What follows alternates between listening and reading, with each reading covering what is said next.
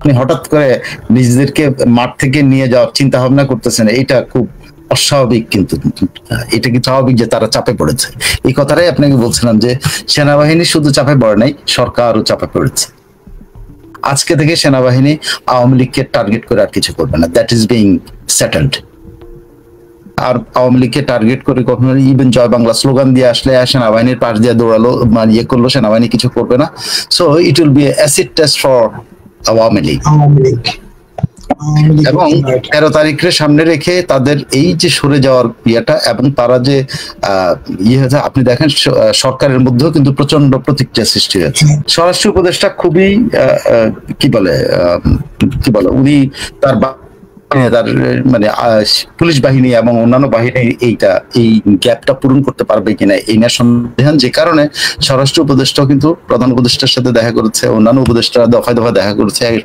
আজকে হয়তো একটা মিটিং, ওদেরকে বলে কিচেন ক্যাবিনেট টাইপের মানে মিটিং হওয়ার কথা ছিল, আমি জানি না হয়েছে কিনা। তবে এখন আপনি যে আরেকটা জিনিস দেখবেন, এই যে কিচেন ক্যাবিনেটের মিটিং যদি না হয়ে থাকে, তাহলে কিন্তু স্বরাষ্ট্র উপদেষ্টার প্রধান উপদেষ্টার কিন্তু সচিব প্রচন্ড হুঙ্কার দিয়েছেন। কেন দিয়েছেন? ভয় পেয়েছেন। আজকে জানতে পেরেছেন যে সেনাবাহিনী সরে যাওয়ার পিছনে মানে কারা ভূমিকা রেখেছে। সেনা সদর দপ্তর, আর্মি ট্রেনিং অ্যান্ড ডক্ট্রিন কমান্ডের জেনারেল অফিসার কমান্ড যে এটা করার মধ্য দিয়ে আপনি একটা জিনিস পরিষ্কার যে আসলে সেনাবাহিনী ইন্টারন্যাশনাল চাপে এই কিন্তু এই অর্ধেক সেনা প্রত্যাহার এবং ইন্টারন্যাশনাল একটাই চাপ যে সেনাবাহিনী যে ব্যবহৃত হচ্ছে সাবেক সরকারের সমর্থকদের উপর সেনাবাহিনী যে অত্যাচারটা করছে, এই ব্যাপারে যে জিনিসটা হাইলাইট করা হয়েছে এবং এই ব্যাপারে সেনা সদর দপ্তরকে ইন্টারন্যাশনাল কমিউনিটির পক্ষ থেকে জানানো হয়েছে যে তোমরা এই পরিমাণ চাপ সৃষ্টি না, আমরা দেখতে চাই যে আসলে মাঠে কি অবস্থা।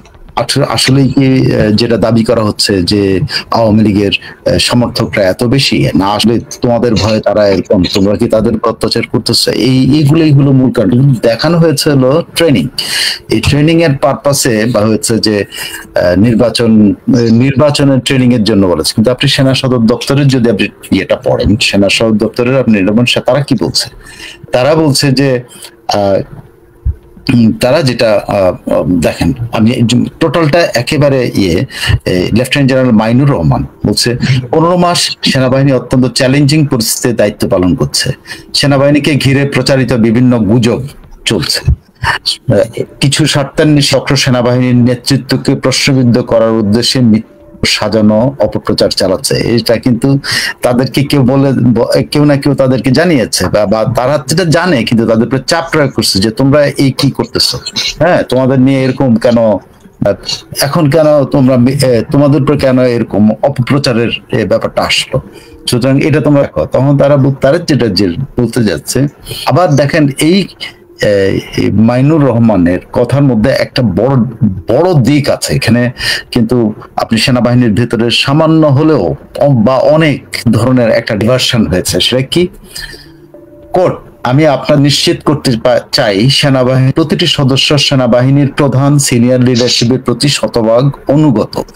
যে কোনো সময়ের তুলনায় এখন সেনাবাহিনী আরো ঐক্যবদ্ধ, শৃঙ্খলাবদ্ধ ও ভ্রাতৃত্ববোধের দৃঢ়। একই বারবার বলতেছে যে আমরা 15 মাস ধরে ট্রেনিং নাই, আমাদের কিন্তু আমাদের খুব খারাপ অবস্থা। আমরা হলাম যুদ্ধ করার জন্য একটা বাহিনী, যে কোনো ট্রেনিং নাই। একই সেনাবাহিনী কিন্তু একই সময় বলছে যে কি বলছে যে কি ট্রেনিং এর বলছে প্রশিক্ষণের সঙ্গে একটি বিষয় সম্পর্কিত, তা হলো শান্তিকালীন সময়ে সেনাবাহিনীর দায়িত্ব হলো যুদ্ধের জন্য প্রস্তুতি নেওয়া। মানে শান্তিকালীন সময় আমরা বলে থাকি we train as we fight, quote unquote কোট। তারপর উনি বলছে যে আমরা একদিন পর্যন্ত ট্রেনিং এর মধ্যে নাই। এই 15 মাস ধরে 15 মাস সেনাবাহিনী বাইরে আছে, নির্বাচন পর্যন্ত, তার কিছুটা পরেও যদি বাইরে থাকতে হয় তাহলে আরো কিছুদিন বাইরে থাকতে হবে। এতে আমাদের প্রশিক্ষণ বিঘ্নিত হচ্ছে। এই প্রশিক্ষণের কথা বলে আসলে তারা আন্তর্জাতিক চাপের মধ্যে তারা কিন্তু নিজেদেরকে গুটিয়ে নিচ্ছে, এইটুকু আপনি বলতে পারে। এবং তার আরো বলছে তারা কিন্তু কোথাও এখন পর্যন্ত বলছে না, তারা প্রত্যাহার করে নিচ্ছে। তারা বলছে যে তাদের ট্রেনিং দরকার, তাদের এই দরকার, তা দরকার, সেগুলো বলছে। দেশের জনগণের সেনাবাহিনী চায় সরকারের রূপরেখা অনুযায়ী একটা অবাধ, সুষ্ঠু, নিরপেক্ষ নির্বাচন অনুষ্ঠিত। মানে সেনাবাহিনী না চাইলে কি আসে যায়? কেন এই কথা বলতে হচ্ছে? তার মানে এগুলা কেউ কোশ্চেন করছে? কেউ না কেউ তাদের প্রশ্ন করেছে। না করলে সে কেন হঠাৎ করে বলে দেশের জনগণের মতো সেনাবাহিনীও চায় সরকারের সুরেখা অনুযায়ী একটি অবাধ, সুষ্ঠু ও নিরপেক্ষ নির্বাচন অনুষ্ঠিত হোক? কেউ না কেউ বলছে যে তোমরা তো তোমাদের তো এই নিশ্চয়তার মধ্যে তোমরা নাই, তোমরা তো এক পক্ষের মতো আচরণ করতেছো। সো তারা কিন্তু এখন ওপেন এসে বলতে হচ্ছে তাদেরকে যে আমরাও জনগণের মতো একটা সুষ্ঠু নির্বাচন, সে রূপরেখার মধ্যে সমস্যা দেওয়া আছে। ঠিক আছে, আমরা আশা করি নির্বাচন হলে দেশের স্থিতিশীলতা আসবে, আরো ভালো হবে, আইন শৃঙ্খলা পরিস্থিতি ধীরে ধীরে আরো স্বাভাবিক হবে, সেনাবাহিনী সেনানিবাসে ফিরত যেতে পারে। আমরা সেদিকে তাকিয়ে আছি, উদ্গ্রীব হয়ে তাকিয়ে আছি ফিরে যাওয়ার জন্য।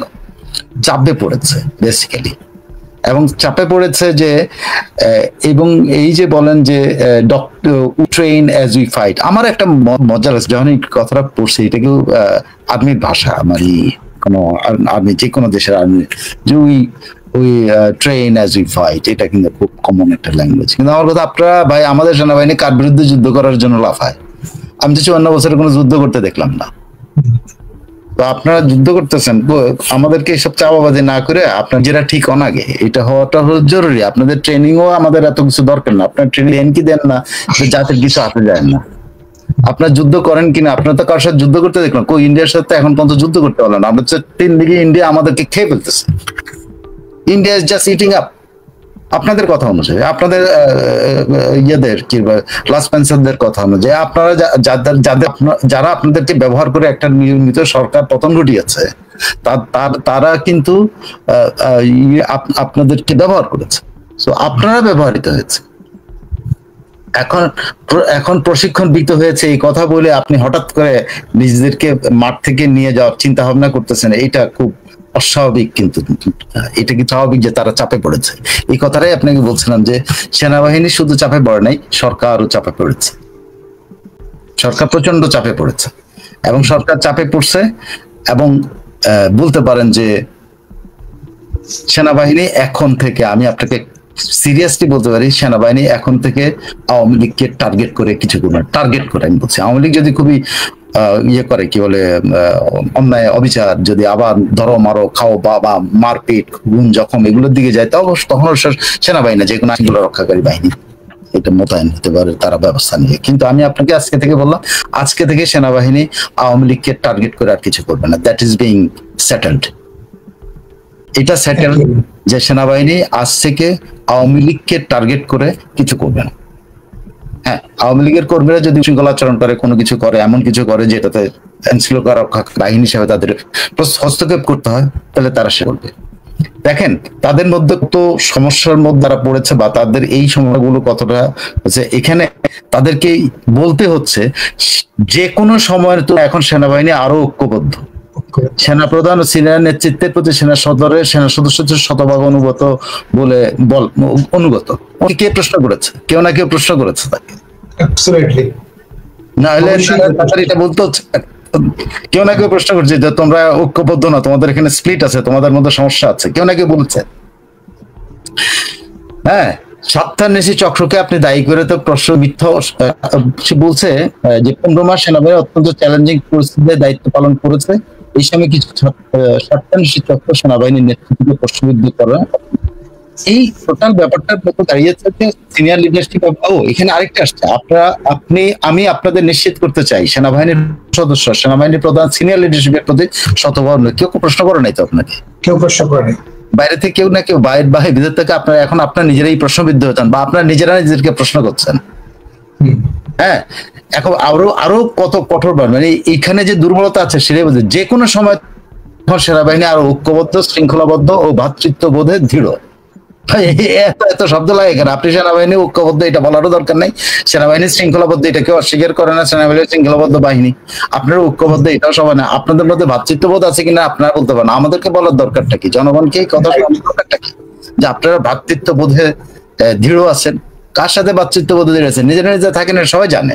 তো কেন এটা করে? তার মানে somebody has question there, এই যে ইউনিটি নিয়ে কোশ্চেন করেছে, তাদের শৃঙ্খলা মানে তাদের ডিসিপ্লিন নিয়ে কোশ্চেন করেছে, তাদের মধ্যে যে ভ্রাতৃত্ববোধ বা ব্রাদারহুড এটা নিয়ে কেউ না কেউ কোশ্চেন করছে। মানে তারা আসলে কোশ্চেনটা হচ্ছে যে সমাজের মধ্যে বা জনগণের উপরে তারা এক এক একতরফা আচরণ করেছে, এই কথাগুলো প্রশ্ন করা হয়েছে এবং সেই প্রশ্নগুলোর উত্তর দেওয়ার জন্য তারা আজকে এইভাবে নিজেদের কাউকে না বলে কোর কমিটির মিটিং এর মধ্যে কে ছিল আপনি একটু দেখেন, আপনি প্লিজ একটু পড়ে শুনুন দেখেন ওখানে কিন্তু এই সেনা সদরের নাই, কিন্তু যদি তাকে আপনি একটু বলেন ওখানে আর্ম ফোর্সেস ডিভিশন তো আছে, আর্ম ফোর্সেস ডিভিশন তো এই কাজের জন্য না, এবং একমাত্র আর্ম ফোর্সেস ডিভিশনের লোকটাই কিন্তু হাসতেছে, খেয়াল করে দেখেন। আর কার মুখে কিন্তু কারো মুখে কিন্তু হাসি নাই, ইনক্লুডিং আমাদের স্বরাষ্ট্র উপদেষ্টা, তিনি সারাক্ষণ কিন্তু হাসেন, সারাক্ষণ হাসি তামাশা করেন, ওনাকে সবাই হাসি তামাশার মস্করার লোক মনে করে, হালকা হালকা স্বভাবের লোক মনে করে। দেখেন তো চেহারাটা, আপনি আপনার দর্শকদেরও বলেন এই ছবিটা বাইট করে আপনি যদি দেখেন। আমি এখানে কারা উপস্থিত ছিল সেটা রিপোর্টে লিখে নাই। মাইনুর রহমান বলেছেন আপনি বাইর করেন, আপনার কাছে এটা থাকার কথা ছিল। না আমি রিপোর্ট যেটা আছে, যে রিপোর্ট আছে এই রিপোর্টে নাই, আমি আরেকটা দেখি। তিনি জনগণকে আশ্বস্ত করেছেন যে জনগণের স্থিতিশীলতা ও নিরাপত্তা নিশ্চিত করার জন্য প্রয়োজনীয় দায়িত্ব সেনাবাহিনী পালন করে যাবে, আশ্বাস দিয়েছেন। নিশ্চয়তা দেন নাই কিন্তু আশ্বাস দিয়েছেন। হ্যাঁ, মাইনুর রহমান বলেন যে পরিস্থিতির মধ্যে দিয়ে আমরা গত 15 মাস দায়িত্ব তা একেবারেই সহজ ছিল না। আমরাও চাই একটি সুষ্ঠু নির্বাচন হোক, আমরা সেনানিবাসে ফেরত যাই। ঠিক যান, দেশের জনগণের মতো সেনাবাহিনী চাই সরকারের রূপরেখা অনুযায়ী একটা নির্বাচন, আইন শৃঙ্খলা পরিস্থিতি ধীরে ধীরে আর স্বাভাবিক হবে। এই জন্য সরকার এখন পর্যন্ত যেহেতু রূপরেখা এইসব অনেক কিছু, মানে আমি যদি তার লাইভ যেখানে সে ইয়েতে ওখানে সে অনেক প্রশ্নের মুখে কিন্তু অনেক প্রকাশ করেছে।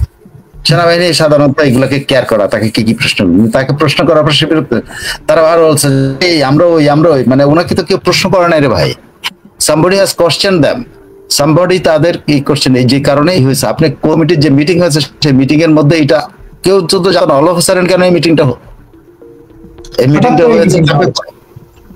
হয়েছে চাপে পড়ে।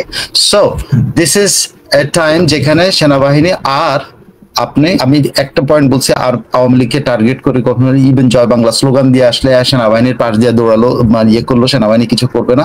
So it will be acid test for Awami League. এবং 13 তারিখের সামনে রেখে তাদের এই যে সরে যাওয়ার ইয়েটা, এবং তারা যে হয়েছে আপনি দেখেন সরকারের মধ্যেও কিন্তু প্রচন্ড প্রতিক্রিয়া সৃষ্টি হয়েছে। এইটা একটু জানতে চাচ্ছিলাম, এই প্রতিক্রিয়া দেখা দিয়েছে সরকারের মধ্যে প্রতিক্রিয়া, ইয়ারা উপদেষ্টারা দফায় দফায় প্রধান উপদেষ্টার সাথে যে কি হচ্ছে এটা জিজ্ঞেস করেছে। স্বরাষ্ট্র উপদেষ্টা নিজেও বলেছেন, তিনি নিজেও আগ মুহূর্তে জানেন না যে সেনাবাহিনী এরকম একটা সিদ্ধান্ত নিয়ে বসে থাকবে, কারণ সেনাবাহিনী তো প্রধান উপদেষ্টার সাথে 3 দিন আগে বৈঠক করে গেছে, তারা তো সেখানে কিছু বলেননি। সেনাবাহিনী প্রধান উপদেষ্টার সাথে কোনো কথা বলেনি। সেনাবাহিনী যখন দায়িত্ব নিয়েছিল এই দেশ, তখন যে সেনাবাহিনী বলছে আমরাই কিন্তু দেশের দায়িত্ব নিলাম, অফিসারের ট্রেনিং এর কথা। কোর কমিটিতে বলেছে নির্বাচনের জন্য ট্রেনিং এর জন্য গেছে, আর মাইনুর রহমান বলতেছে আমাদের ট্রেনিং এর অভাব, এখন ট্রেনিং দরকার। আপনি বুঝতে পারছেন? তো স্বরাষ্ট্র উপদেষ্টা খুবই কি বলে উনি তার মানে পুলিশ বাহিনী এবং অন্যান্য বাহিনী এই গ্যাপটা পূরণ করতে পারবে কিনা এই নিয়ে সন্দেহ, যে কারণে স্বরাষ্ট্র উপদেষ্টাও কিন্তু প্রধান উপদেষ্টার সাথে দেখা করেছে, অন্যান্য উপদেষ্টারা দফায় দফায় দেখা করেছে। আজকে হয়তো একটা মিটিং, ওদেরকে বলে কিচেন ক্যাবিনেট টাইপের মানে মিটিং হওয়ার কথা ছিল, আমি জানি না হয়েছে কিনা। তবে এখন আপনি যে আরেকটা জিনিস দেখবেন, এই যে কিচেন ক্যাবিনেটের মিটিং যদি না হয়ে থাকে তাহলে কিন্তু স্বরাষ্ট্র উপদেষ্টার প্রধান উপদেষ্টার কিন্তু ওই যে কি একটা প্রধান আছে না ওনার, আর একটা নিরাপত্তা উপদেষ্টা, প্রেস সচিব, আচ্ছা হ্যাঁ প্রেস সচিব, ওইটাও তো একটা প্রধান টাইপের। সেই প্রেস সচিব প্রচন্ড হুঙ্কার দিয়েছেন। কেন দিয়েছেন? ভয় পেয়েছেন। ভয় কেন পেয়েছেন? কারণ উনি আজকে জানতে পেরেছেন যে সেনাবাহিনী সরে যাওয়ার পিছনে মানে কারা ভূমিকা রেখেছে। সেনাবাহিনী সরে যাওয়ার পেছনে কি কি ফ্যাক্টর ভূমিকা রয়েছে, আমরা সেনাবাহিনী সরে যাওয়ার পরে কি কি ফ্যাক্টর মাঠে আসবে কাজ করবে। কিন্তু এখন কিন্তু আপনি যে বললেন জয় বাংলার অ্যাসিড টেস্ট, জয় বাংলাই এখন মাঠে ফ্যাক্টর, এটা কিন্তু তার কথায় উঠে আসছে।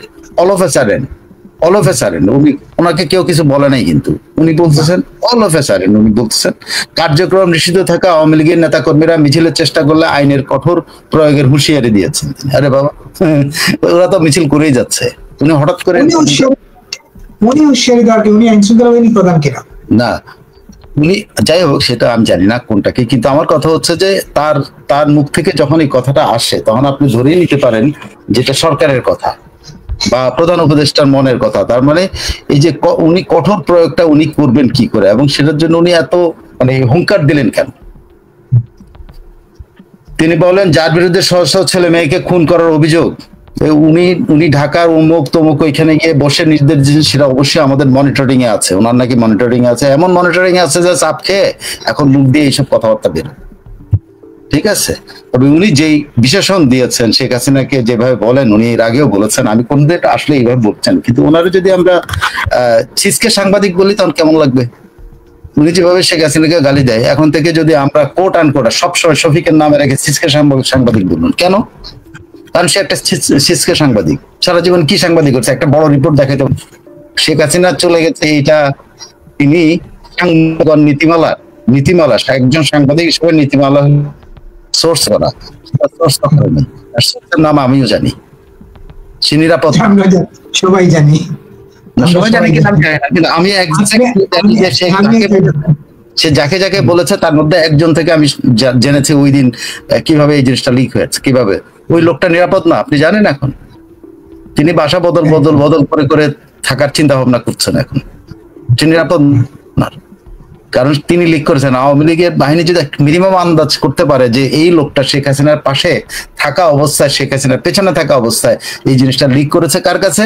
শেখ হাসিনার বিরুদ্ধে যে জিহাদ ঘোষণা করছে সেই ইয়ের কাছে। সে লোকটার জান মানে তার মানসিক কি অবস্থা বলতে পারেন, যে তার সোর্স, প্রথমত হলো তার সোর্স অবশ্যই শেখ হাসিনার সাথে বিশ্বাসভঙ্গ করেছে, বিশ্বাসঘাতকতা করেছে, অবশ্যই বিশ্বাসঘাতকতা করেছে। তার চাকরির যে তার চাকরির শর্ত হচ্ছে বিশ্বাসঘাতকতা করেছে, চাকরির শর্ত ভঙ্গ করেছে, এবং ব্যক্তি জীবনে তিনি বিশ্বাসঘাতকতার এই গ্লানি উনি সারা জীবন কিন্তু কাটাতে হবে। এবং তার নামটা কিন্তু এই শফিক প্রকাশ করে দিয়েছে। শফিক প্রকাশ করে দেওয়ার পর তাকে কি আর সাংবাদিক বলা যায়?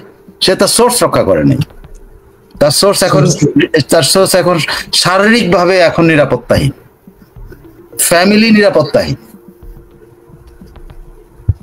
তাকে অতিরিক্ত নিরাপত্তা নিয়ে থাকতে হচ্ছে। এখন দেখেন সে শেখ হাসিনাকে গালি দেয়, তার মতো করে সে গালি দেয়। তাকে যদি আমরা বলি এই জাস্ট এই কারণে, যিনি এই রিপোর্ট করার পরে ইয়ের মধ্যে ফ্লোরের মধ্যে গড়ে গেছেন, একে কি সাংবাদিক বলে না? ছিচকে সাংবাদিক। তার কোন ইনভেস্টিগেটিভ রিপোর্ট পর্যন্ত কেউ দেখেছে? এপির একটা লিখিত দেখান তো যে এপি থেকে বাংলাদেশ নিয়ে বিশাল একটা ইনভেস্টিগেটিভ রিপোর্ট করেছে। আল জাজিরার ওই একজন যিনি কি জানো একজন, তিনি অ্যাটলিস্ট কিছু বানানোর রিপোর্ট হলে তো করেছেন। আল জাজিরা এগুলাকে বানিয়েছে তো আল জাজিরাকে খাওয়াইতে পারছে, উনি তো এপিকে একটা রিপোর্ট খাওয়াইতে পারেন নাই। শেখ হাসিনার বিরুদ্ধে এপিকে দিয়ে কি রিপোর্ট করেছেন আদার দেন ক্যাম্পেইন করা? কিছুই করে না। তো এই লোকটাকে এখন থেকে ছিচকে সাংবাদিক বলবো। আমি প্রত্যেকের প্রতি আহ্বান জানাই, আমার সাংবাদিক বন্ধুদের প্রতি, যে আমাদের একজন নেতাকে সে তার মতো করে একটা বেশন দিচ্ছে, এবং সেটা কোথায়? সেটা হলো আমাদের মুক্তিযুদ্ধের সময়কার যে আমাদের যাকে ইয়ে বলা হয় কিনা, মুক্তিযুদ্ধের সময় আমাদের দেশের মানে বাঙালি হত্যাকাণ্ডের জন্য তার কথা, তার মুখের একটা ভাষা সে ব্যবহার করে, সরি তার নামে যে তাকে যে ইয়ে করা হয়, যে বিশেষণ দেওয়া হয়েছিল, সেই বিশেষণটা শেখ হাসিনার নামে সে বলে।